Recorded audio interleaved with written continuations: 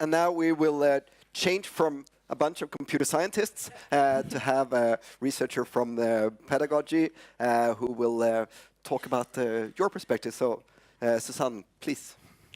Thank you. Thank you. I'm really thankful to be here and actually talk about the youngest children and their digital competence and their learning with digital tablets, and also a little about their computational thinking, whatever that can be when you're 3 years old. Since this lecture is going to be very empirical, I need to say something about my theoretical perspective and my methods, because I've been doing a lot of video documentation and also focus group talks with pedagogues and head teachers and stuff. And I just want to say that all the images which I'm going to show are not from my empirical material, obviously. They are staged. And also everything has been ethically correct made in all these different projects. And I've been the scientific leader of a few research projects, which I'm going to talk about today. And it's mainly these two, which have been about digital tablets in preschool. So I've been out to about 30 preschools, and video documentation and focus group talks, and also looking at children's representation of their learning. But I would like to start with an image. It's a serial clip that is posted on top of the sink at one of these preschools that I've been to. And it looks like this. See if we get it. And we have two preschool teachers, and they are standing talking on the preschool garden, and they say, why are all the kids holding their spades in the air? Where they are playing mobile, cell phone speaking parents. But Kalle, he's holding his spade correctly. Yeah, he's checking out Facebook on his smartphone. And I think this is a really good image of how very natural it is for children to actually play with digital resources, just as well as they play with spades and buckets and so on. So this is something they do. They spend a lot of time with these digital devices. And what you can see is that they can actually express themselves very creatively and also very vividly for us grown-ups with these digital tablets. It's a lot easier for us to see their competence when they express it via a film or an image, or they make a game or something, than if they would do it with writing with a pen and a pencil at a paper, because they don't have those motorical skills yet. Still, they can make really advanced films, for example. So they use these digital tablets as they do with their toys. They taste it and they click it with their toes, as you can see in the image. And they use it when they explore stuff outside in the garden, and also for play and for learning, and so on. And they use it all the time for writing. At the schools that I've been to, many of the children, they don't even have pen and pencil, but they do have their computers all the time, always available. But there is one, even if they write all the time on the computers, there's obviously one occasion where in Sweden we still force them to use pen and paper. And I think you know when it is. Do you know? Yes, exactly. At the moment it's tests. And this is something that's a bit strange at the moment, because they are really digitally competent, these children. But when they are supposed to show what they actually know, then they are not so digitally competent, because they can't use the resource that they are used to do. So they get a bit handicapped almost, which is a bit strange at the moment. And this is what can happen if you see what this child has done. It's in Swedish, but I think you can still see it. So this is about digital literacy. And digital literacy is something else. It's another way of thinking, because you write and you think at the same time. This is something that Gunther Kress, who is a professor in England, who I've been reading quite a lot, already predicted some 10 years ago, saying that print is literally being pushed off the page. Which it's something that will talk about today, that multimodal literacy is something that these kids are using all the time. I will give you a research example from, this is from school, and the teacher will introduce the working area like this. This work is about challenging or confirming myths about Sweden. And some kids are sitting together and they have the computer each. 4 kids are sitting and they're trying to find out something that people from other countries think about Sweden and Swedes. And they say, Sweden is a safe country. And they want to challenge it or confirm it. And what do? Yes, obviously, they Google it. And they press images, because they don't want text, they want images. And press search, and write Sweden, safe, and lots of images of Volvo turns up. It does, actually. I'm not going to tell you why, but it does. And one of the kids says, my dad's Volvo is safe. And suddenly this Volvo becomes a representation of Sweden as a safe country, which obviously it's not.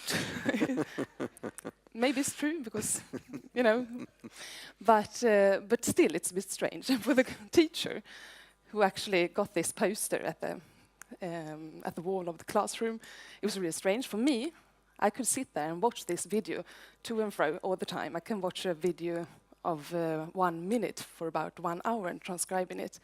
For me, it was obvious what they have been doing. But for the teacher, it was a bit of a surprise, perhaps. And this is so typical for learning in my research material when you learn via the internet and other digital resources. Because the consumption is, they don't put a lot of effort in reading about new information. But when producing, they are very intentional and put a lot of effort in, for example, making this headline yellow and blue and writing the word yes. They would never write the word yes in red because they are communicating with other sign systems than just text and words. And this goes for the youngsters as well. I don't know if you can see what this preschooler has written. It says in Swedish, drake, frågetecken, dragon. And then it's a green yes box and a red no box. So they are communicating with images and colors and symbols and so on from really young ages. And what they do is they want to be producers. And this is not just my research telling this. Children want to position themselves as producers, not as consumers. And they want to make digital storytelling films, for example, rather than watch in the preschool. So they actually do these things all the time. And what they do with the digital tablets, when they're playing and when they are searching for information and so on, it also comes out in their representations, often in their plays and games, and also their aesthetical representations. I don't know if you can see what it is. It could be anything, really, couldn't it? But now, perhaps you can see what it is. Yes, it's Angry Birds. And I also have a research example where they actually staging Angry Birds at the preschool garden with, they do it with their cuddly animals and so on. And this is something that it's their culture. And they want to express themselves at all times. It's more about us finding what they're actually doing.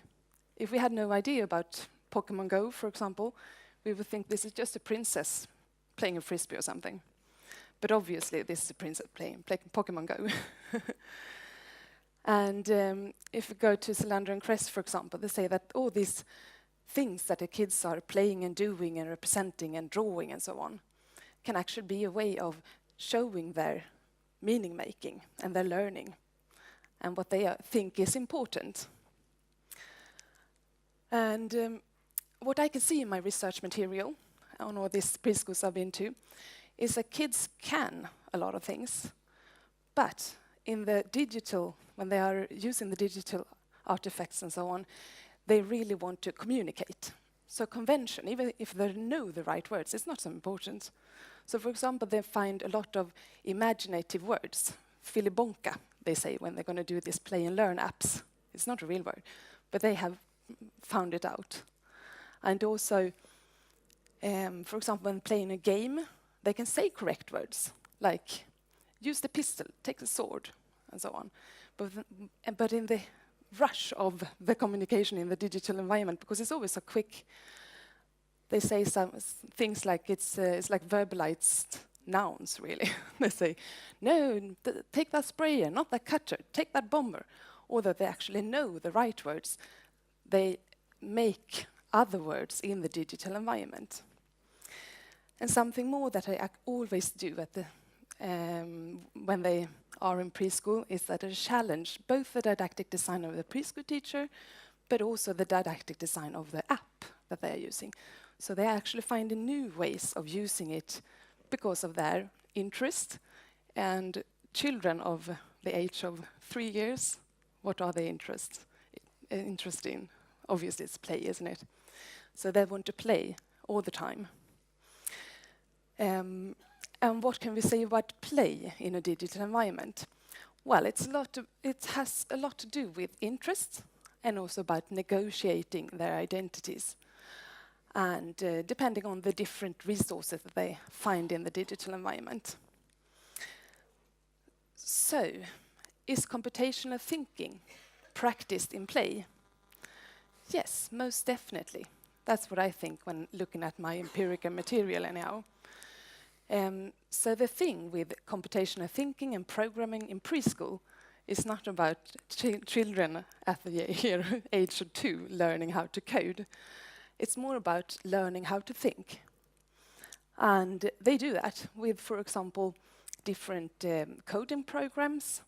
And they also do what the earlier speakers have been into, that they take this digital environment out to the extended digital interface and use it with their bodies, such with arrows, for example, and programming each other, even though you can't really, but pretend to program each other in order to understand how a computer works, and they do it outside as well.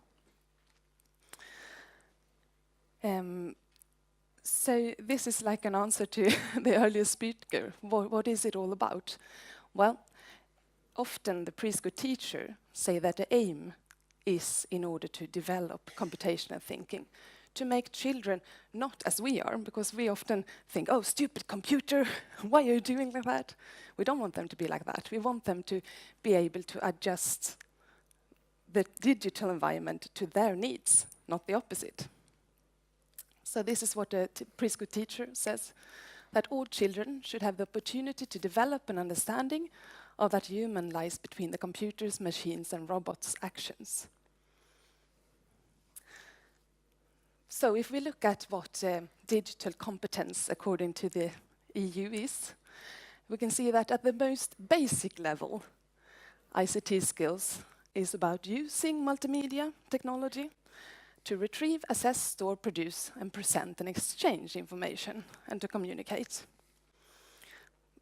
But given that what I have seen in my research project, it's all about producing and presenting, because that's what children do in this age. They produce, they don't really consume so much. So what can digital competence be when you're 3 years old?